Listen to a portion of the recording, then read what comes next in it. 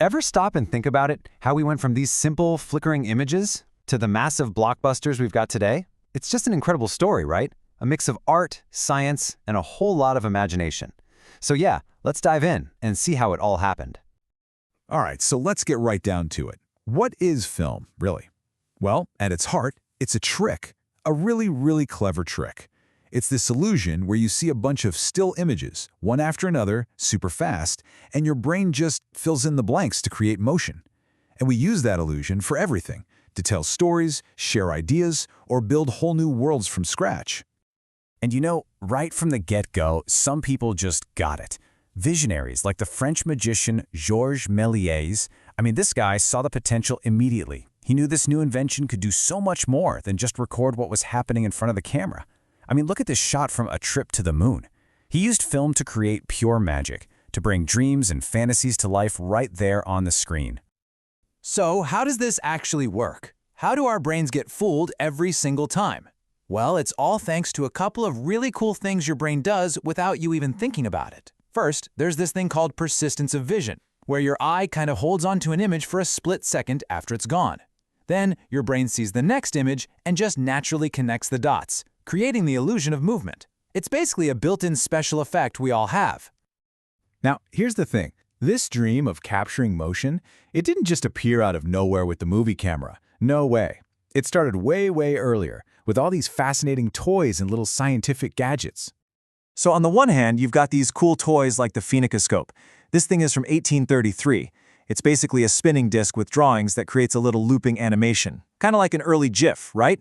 And then you have the game changer, Edward Muybridge. He sets up a whole row of cameras and manages to photograph a horse mid-gallop, proving that you could use photography to freeze motion frame by frame.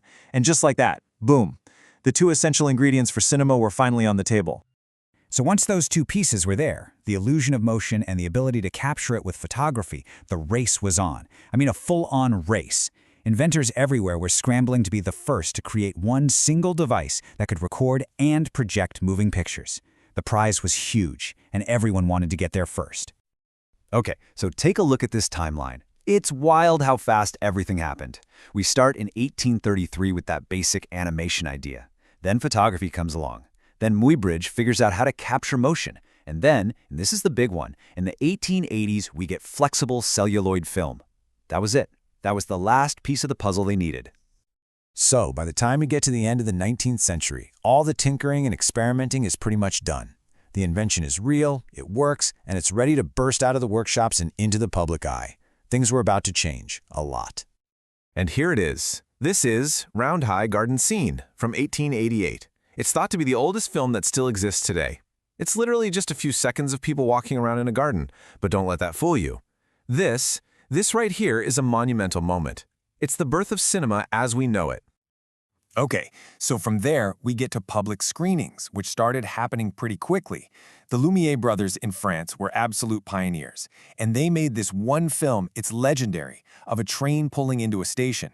The story, and it's a great one, is that people in the audience who had never seen anything like this before totally freaked out. They screamed and ran, thinking an actual train was about to burst through the screen. Can you even imagine? It's incredible how fast this new medium grew up. It went from baby steps to running in no time. At first, it was all about these actuality films, which was basically just pointing a camera at something, a train, a factory, whatever. But then, filmmakers had this huge light bulb moment. What if we cut different shots together? They realized they could build a story, create a feeling, just through editing. And from there, it just exploded. They started moving the camera, playing with angles, basically inventing the language of filmmaking on the fly. The silent era was amazing, truly. But film was about to get two massive upgrades that would bring it so much closer to what we think of as the movies today. I'm talking, of course, about sound and color. And man, was this a huge shift. You had these absolute icons of the silent era, like Charlie Chaplin, who were masters of visual storytelling. And then, overnight, the talkies arrived. When Al Jolson opened his mouth in The Jazz Singer and an actual voice came out, it wasn't just a new feature, it was an earthquake that shook the entire industry. Actors had to learn how to act with their voices, not just their bodies. The whole game changed. And the change was unbelievably fast. Get this, by 1930, that's just 3 years after The Jazz Singer came out, silent films were pretty much gone in the US, just extinct. Hollywood was a completely different place, forever. Color, though, that was a totally different story. It wasn't a sudden revolution like sound was. It was more of a slow burn. And the biggest reason for that was simple: money. The early color processes, like Technicolor, were just ridiculously expensive for the studios. It really took these massive, spectacular films like The Wizard of Oz to show everyone what color could really do. I mean, think about that iconic moment when Dorothy opens the door and steps from her black and white world into the jaw-droppingly vibrant land of Oz. That wasn't just a cool effect. That was a statement. It showed the entire world how color could be a powerful tool for storytelling. So here's the really crucial thing to get. As the technology got better, the art form itself got deeper. Film started developing its own language, its own grammar, with rules and techniques for telling really complex stories and making you feel things. And a huge part of that new language is the montage. This was pioneered by Soviet filmmakers like Sergei Eisenstein. It's this powerful idea that you can take a bunch of different shots, cut them together, and create a brand new meaning that wasn't in any of the individual shots alone.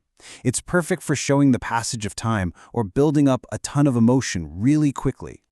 And this technique, from way back in the 1920s, is still everywhere today. Seriously, think about it. That classic training montage in Rocky. That's montage. The insane time-bending editing in Inception that builds so much suspense. Montage. Even those slick music video style scenes in Guardians of the Galaxy? Yep, that's montage too. It's all coming from the same playbook. And this really gets to the heart of why film is so important, right? The legendary critic Roger Ebert just nails it with this quote. He says that when a movie is great, it's more than just a good time. It's like an empathy machine.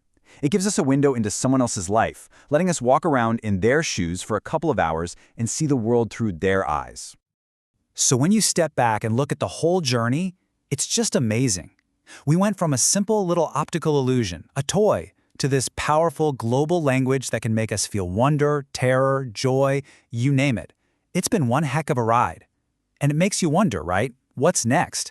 Where can this incredible art form possibly go from here?